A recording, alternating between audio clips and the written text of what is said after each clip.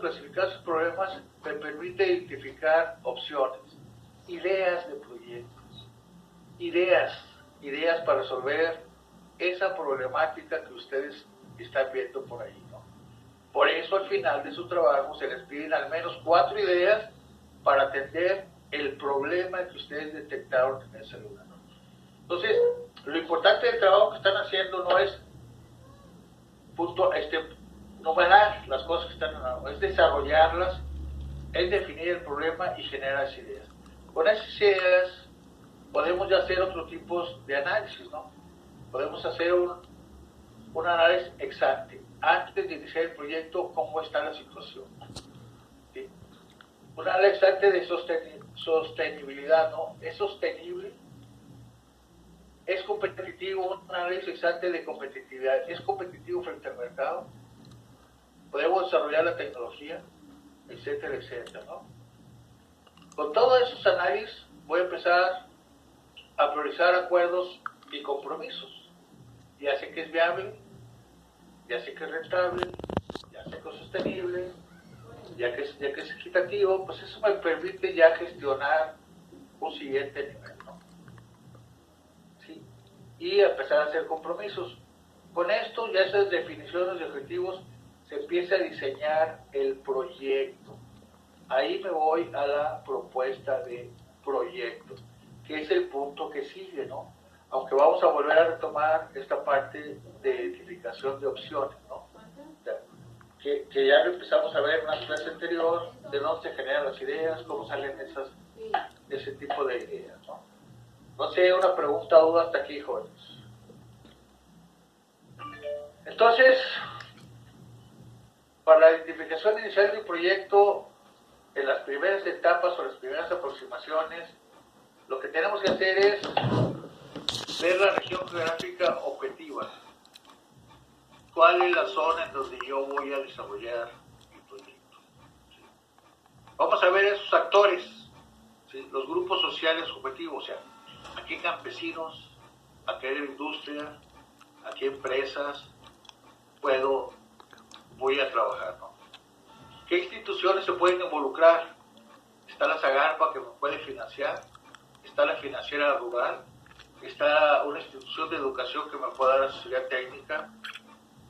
¿Cuáles instituciones pueden presentarse por ahí? ¿Sí? Lo que ya mencionamos, ¿cuál es la problemática que voy a resolver? ¿Sí? ¿Cuál es el problema que yo voy a resolver, que yo voy a atender? No siempre hay una solución de problemas, pero sí puedo disminuir sus efectos, ¿sí? Sí puedo avanzar en disminuir sus efectos. En concreto voy a ver cuál es el fin de mi proyecto propuesto, hacia dónde quiero llegar, cuál es el propósito, el fin de mi proyecto. Ya tengo que ir visualizando las posibles fuentes de financiamiento. ¿Quién va a invertir en el proyecto? La gente que va a participar en él, una institución bancaria, una institución de gobierno, ¿sí? ¿Quién va a invertir en mi proyecto? Y pues ya tengo que ir identificando el equipo que diseña el proyecto, ¿sí? Generalmente, dependiendo del tamaño del proyecto, se define el equipo, ¿no?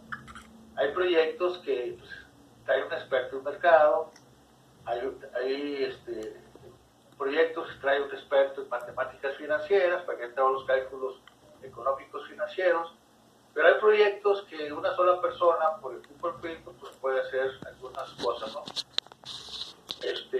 Y bueno, todos esos elementos se verán definidos por el diagnóstico, ¿no? O cuando elaboramos el diagnóstico. ¿Alguna pregunta o duda hasta aquí, jóvenes?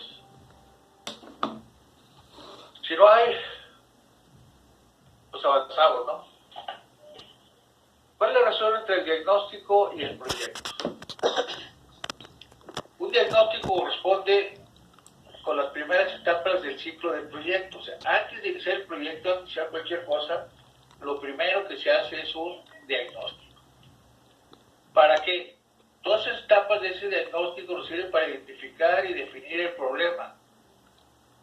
¿Sí? Se identifica la inversión posible, o sea, cuánto dinero voy a requerir, se definen qué actividades voy a realizar. Hay algo que normalmente ocurre cuando hacemos proyectos, que casi siempre los hacemos atendiendo a lo que una institución financiera nos requiere. ¿Sí? Por ejemplo, no sé si ustedes saben que el gobierno federal o todos los gobiernos federales hacen su plan nacional de desarrollo. La NARO tiene su plan de desarrollo institucional. Ese plan de desarrollo nacional, ¿sí?, tiene sus planes de desarrollo sectoriales. ¿Sí? Entonces hay un plan de desarrollo para el sector agropecuario o silvoagropecuario. Ese plan sectorial inicia describiendo un diagnóstico de la situación del campo mexicano con respecto a la agricultura y a la ganadería, a la pesca y a la forestería. ¿Sí? Entonces, esa descripción. Después de esa descripción de la problemática, define líneas estratégicas que va a realizar. ¿Qué es lo que el gobierno dice que va a hacer para atender esa problemática que hay? ¿Sí? Y luego esa estrategia las baja a proyectos de inversión o a proyectos. Entonces, ya hay un proyecto que dice, bueno, pues el gobierno cree como una prioridad el desarrollo de praderas artificiales para apoyar la ganadería. Entonces, todos los campesinos, o todos los ganaderos más bien, que quieren acceder al programa, estas son las formas de trabajo, este es el tipo de trabajo, y establece ya todos los parámetros para poder generar la inversión o el apoyo a fondo perdido o como lo tenga definido, ¿no? Entonces, bueno, ese diagnóstico tendrá que ir enfocado a atender esas características. Entonces, pero ¿no? También todos los diagnósticos, desde el diagnóstico nos puede decir que la idea que tengo para atender esa problemática pues no puede ser viable, ¿no? Y tengo que descartar esa idea y generar nuevas ideas de proyecto. Entonces, eso es lo interesante que va dando el aspecto de diagnósticos. Un problema que tenemos los agrónomos en general, y más de las áreas que no son de socioeconómicas, es que no saben hacer diagnósticos los chavos, no tienen desarrollos tecnológicos muy importantes, saben mucho de la tecnología para la ciencia animal, pero llegan a una unidad de producción de cualquier cosa y se les dificulta a algunos generar proyectos reales, confiables, para generar proyectos y entregar propuestas de mejora para esos lugares, ¿no? Entonces, hay que focalizar muy bien en ese concepto de diagnóstico. Entonces, así en forma muy general, vamos a decir que es un diagnóstico. Un diagnóstico analiza una situación, su funcionamiento, problemática y oportunidad. Es lo que llevo a buscar un diagnóstico. Un diagnóstico identifica el potencial que existe y las acciones potenciales para mejorar una situación. ¿Cómo llevo esa unidad de producción del estatus donde se encuentra a una superior, con mayor utilidad, mayor eficiencia, mayor sustentabilidad? Eso nos permite hacer. ¿Qué no es un diagnóstico? ¿Qué no es un diagnóstico? Una simple descripción de la zona. Es lo que les mencionaba ahorita, ¿no?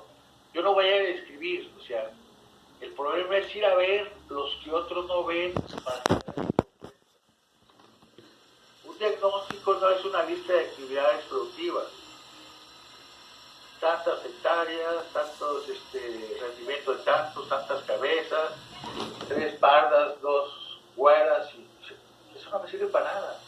O sea, me está escribiendo, o sea, yo tengo que decir cómo es ese ganado, cómo actúa, qué problemas tiene, ¿no?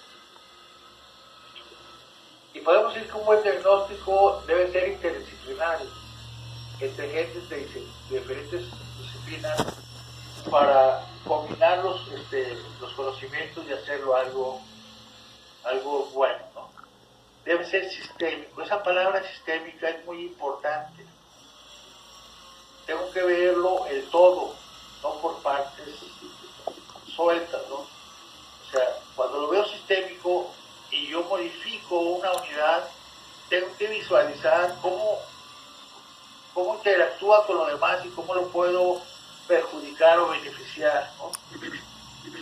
Tengo que ver cómo interactúa todo, ¿no? ¿Qué pasa si retiro el agua? ¿Qué pasa si pongo esto? Sí, eso debe ser. Y sobre todo, un elemento importante es participativo. Si yo ese diagnóstico no involucro a todos los interesados y yo llego a que hagan lo que yo les digo, generalmente ese proyecto va al fracaso. Cuando yo llego a una área de producción y voy a hacer un diagnóstico, tienen que participar todas las personas que tengan que ver con ese proyecto. Tengo que agarrar sus ideas, tengo que debatir los problemas, las necesidades, para que en conjunto podamos clarificar la situación del diagnóstico, ¿no? Yo les ponía un ejemplo, es como si alguien llega a tu casa y te dice, oye, te voy a hacer un proyecto para mejorar tu recámara, entonces a partir de hoy te voy a pintar las paredes verdes, rojito, moradito, así, que hagas tallos, te vas a dormir en el suelo. Pues ese proyecto pero es lo que quiere el que viene a traer el proyecto. Falta hacer lo que yo quiero hacer en mi recámara. Por eso el actor lo tenemos que trabajar. Y a los campesinos, muchas de las veces, los hacemos así, o la mayoría de las veces las hacemos así. Los tratamos como si fueran objetos, como si fuera una mesa, una silla, y nomás les decimos lo que quiero que hagan. Y ellos quieren que los tratemos como personas, como objetos, como sujetos, no como objetos. Entonces, a veces, como llevan recursos algunos proyectos, los campesinos, ¿qué es lo que hacen? Bueno, pues no me gusta lo que trae, pero tengo que aprovechar que me va a dar una báscula, tengo que aprovechar que me va a pagar por nada. Y mientras él venga, pues lo hago. Cuando se va, regreso todo a como yo lo hago, ¿no? Sin embargo, si lo trato como un sujeto, como una persona, y con él planeo, con él organizo, con él defino, pues ese proyecto, aunque me salga yo como técnico, ese proyecto va a continuar, ¿no? Entonces es muy importante eso, ¿no? También eso de lo sistémico hay que verlo. Todos los campesinos y los empresarios,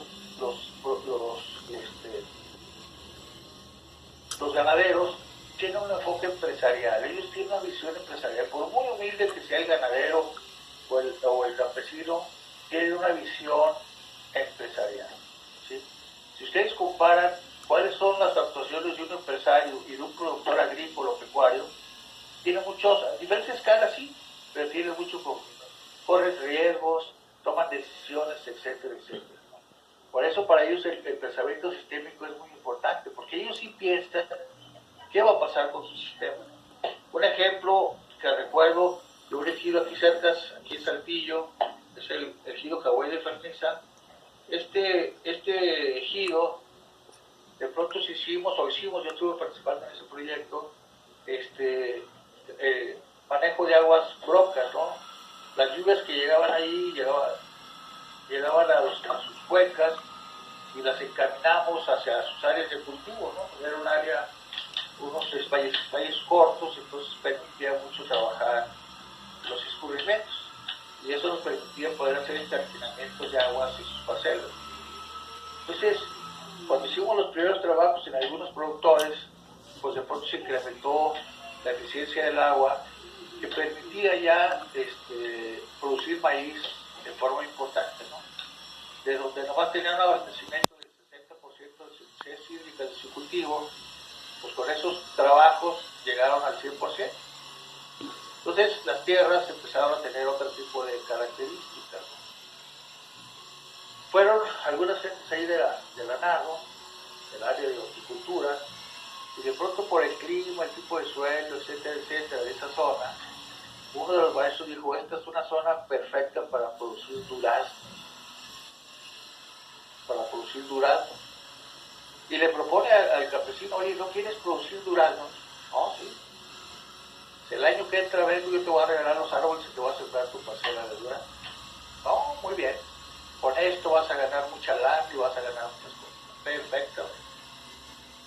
Al siguiente año el maestro le va a decir, oye, pues en 8 días, en 15 días, voy a llevar los árboles para empezar a hacer la plantación.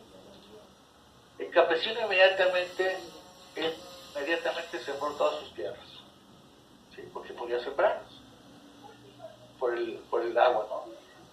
Al tiempo que dijo el maestro, iba a la comunidad y ve que está todo sembrado, ¿no? Dice, oye, pues no te dije que íbamos a venir a trazar. Le dice el campesino, no, pues sí, pues ya sembré, pues ya ni modo, ya hasta otro año. Bueno, pues ándale pues. Al siguiente año, el maestro le manda a decir lo mismo. Le dice, ahora sí ya voy a sembrar para plantar, para que tengas una huerta ahí de durazno. Manda el mensaje y el campesino vuelve a sembrar inmediatamente. Llega el maestro y dice, oye, pues ¿qué pasa contigo? ¿Eres tontejo o qué? Y el campesino le dice, no, pues sí, pues yo sé que le dijo, mira, con esto vas a ganar mucho más que maíz. Ya hizo un rollo de ¿cómo se llama? De lo que podía ganar teniendo durazno, ¿no? No, siembra, si tienes tonto, ¿qué tienes? Y el campesino le dice, no, pues sí, hijo. Y dice, oiga, pero ¿en cuánto tiempo voy a tener duraznos? ¿En cuánto tiempo están los duraznos, jóvenes? No, pues unos 4 o 5 años. Ah, muy bien. Dice, pues nomás necesito saber en esos 4 o 5 años qué voy a comer. Dice, porque aquí con el maicito que tengo, pues completo para comer. La pastura que tengo, tendré como unas 8 cabezas de ganado. Le doy a mi ganado, tenía chivas. Entonces empieza a hablar de su sistema, ¿sí? De su sistema, su lógica campesina, su sistema de producción, ¿no? Dice, y si yo dejo de producir maíz y siembro eso, pues tengo que vender las chivas, tengo que comprar la pastura para las otras. Entonces no puedo. Hasta entonces el maestro entendió ese concepto de manejo sistémico. Entonces por eso es importante ese tipo de conceptos, ¿sí? Porque hay lógicas para hacer las cosas, ¿no? También ese mismo campesino tenía alrededor de, no sé, unas 30, 40 chivas, ¿no? O menos chivas. Ya alguien por ahí del departamento, que no va a su nombre también, le dice, oye, de acuerdo a los análisis económicos, rollos, el número de chivas no es rentable, vende las chivas, compra una vaca mejor, compra esto. O sea, salir a pastorear 10 chivas, a salir a pastorear 400 chivas, te sale lo mismo. Y el campesino con esa lógica dice, sí, pero para mí, yo no veo la crianza de chivas como un sistema de producción pecuaria. Para mí, tener esas chivas es una caja de ahorros. Dice, porque se me enferma mi vieja, me la subo al pescuezo, llego a la central de camionería de Saltillo, me dan 600, 800 pesos por ella y con eso voy al doctor y ven. Para mí, va a entrar mi nieto a la escuela, agarro una chiva, la subo, me doy 600, 800 pesos, le compro el uniforme y los útiles. Entonces, la lógica de ese campesino no era un sistema de producción pecuario caprino. La lógica era una caja de ahorro. Y bueno, pues le invertía para tener esa caja de ahorro que le resolvía sus problemas, ¿no? Todo esto lo menciono porque ese pensamiento sistémico, esa lógica campesina, ¿sí? Que yo cuando llegue a hacer mi diagnóstico, la tengo que considerar, ¿sí? Para definir lo que voy a hacer. Y no nomás llegar, soy experto en esto, y vamos a hacer esto y lo otro, y se acabó, ¿no? No sé si hay alguna pregunta o duda aquí, jóvenes.